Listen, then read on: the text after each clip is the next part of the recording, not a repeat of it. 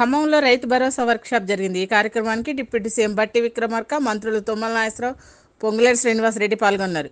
ఎన్ని ఎకరాలకు రైతు భరోసా ఇవ్వాలన్న దానిపై రైతుల నుండి అభిప్రాయాలు తీసుకుంటున్నామని డిప్యూటీ సీఎం బట్టి విక్రమార్క అన్నారు. రైతుల ఆలోచన ప్రకారమే ప్రభుత్వం ముందుకెళ్తుందని చెప్పారు.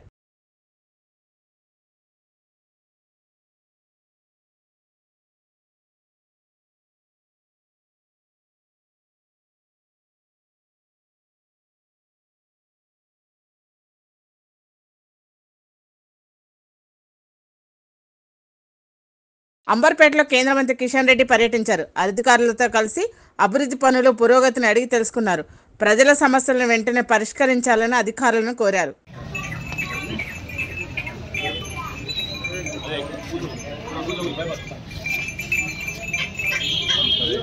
సచివాలయంలో జాతీయ రహదారుల ప్రాజెక్టులపై అధికారులతో సీఎం రేవంత్ రెడ్డి సమీక్ష సమావేశం నిర్వహించారు. భూస్వీకరణలో పురోగతిపై ఆరా తీశారు. Regional ring road, Mancherial, Warangal, Khammam, Vijayawada కారిడార్ను ఈ నెలాఖరులో పూర్తి వివరాలు ప్రపోజల్ను ఉన్నతాధికారులకు సమర్పించాలని కలెక్టర్లను సీఎం రేవంత్ రెడ్డి ఆదేశించారు.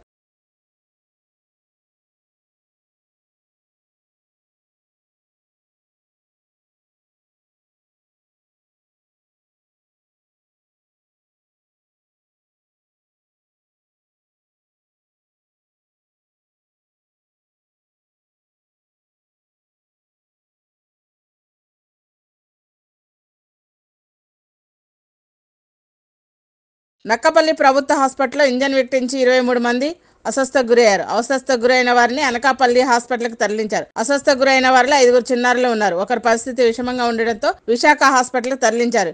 ఈ ఘటనపై విచారణ వ్యక్తం చేసిన హోంమంత్రి అనిత బాధితులకు మెరుగైన వైద్యం అందించాలని వైద్యులను ఆదేశించారు.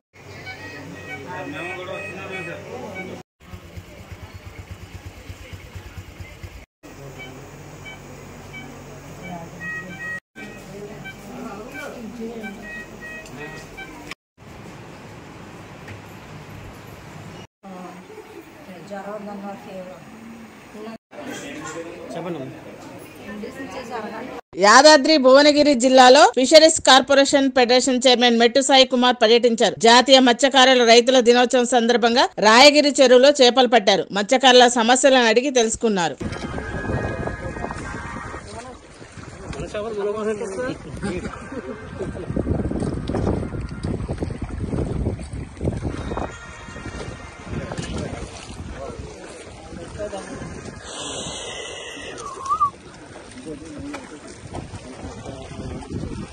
రాజమండ్రి మోరంపూడి ఫ్లైఓవర్ నిర్మాణాన్ని మాజీ ఎంపీ మురళీమోహన్ తో కలిసి ఎంపీ పురంధేశ్వరి పరిశీలించారు. ఈ ఫ్లైఓవర్ నిర్మాణానికి కేంద్రం 100 కోట్లు ఖర్చు పెడుతుందని అన్నారు. కొద్ది రోజులుగా ఈ ఫ్లైఓవర్ నిర్మాణానికి అనుమతులు తీసుకొని వచ్చింది తామేనని వైసీపీ మాజీ ఎంపీ మార్గాని భారత్ చెప్పుకోవడం సిగ్గుచేటన్నారు.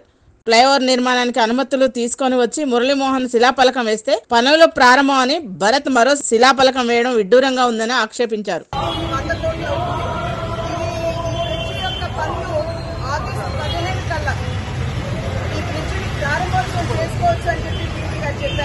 అయితే దానికి సంబంధించినటువంటి సర్వీస్ రోడ్స్ ఏవైతే ఉన్నాయో ఊరికే ఒక్క లేయర్ బ్లాక్ టాప్ చేశారు ఎందుకంటే ఉన్న ట్రాఫిక్ కంజెషన్ కాబట్టి మూవ్ అవ్వాలని రాబోయే కాలంలో 1 నెల పాటు ట్రాఫిక్ డైవర్ట్ చేసి మిగిలిన లేయర్స్ కూడా ఈ సర్వీస్ రోడ్స్ లో వేసి దీన్ని పటిష్టం చేస్తామని చెప్పి పీటీ గారు కూడా చెప్పడం జరిగింది.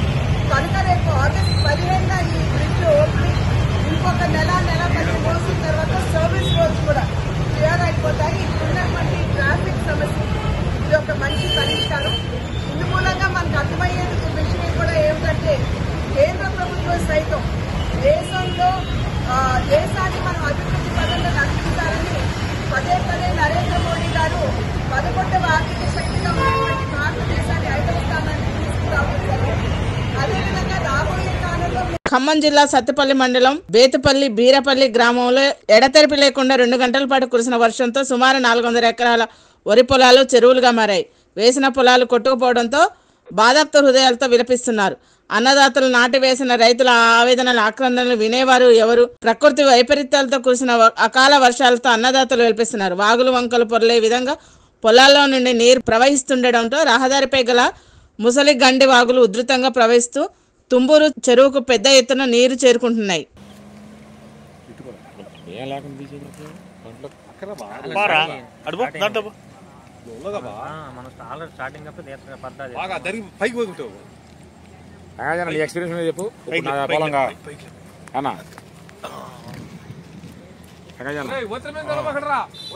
మడలు కట్టచ్చు ఇప్పుడు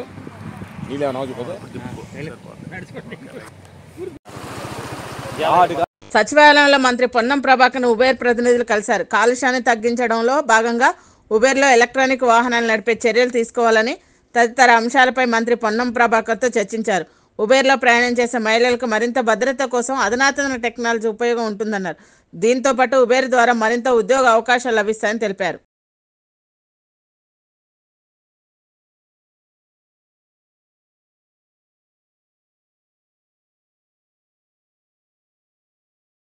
బల్కంపేట ఎల్లమ్మ పోచమ్మ దేవాలయంలో అమ్మవారి కళ్యాణోత్సవంలో తోపులాట కుట్రకోణం దాగుందని మంత్రి కొండ సురేఖ అన్నారు. అవాంఛనీయ ఘటనలు జరిగిన నేపథ్యంలో సంబంధిత శాఖ ఉన్నతాధికారులతో అత్యవసర సమావేశం నిర్వహించారు.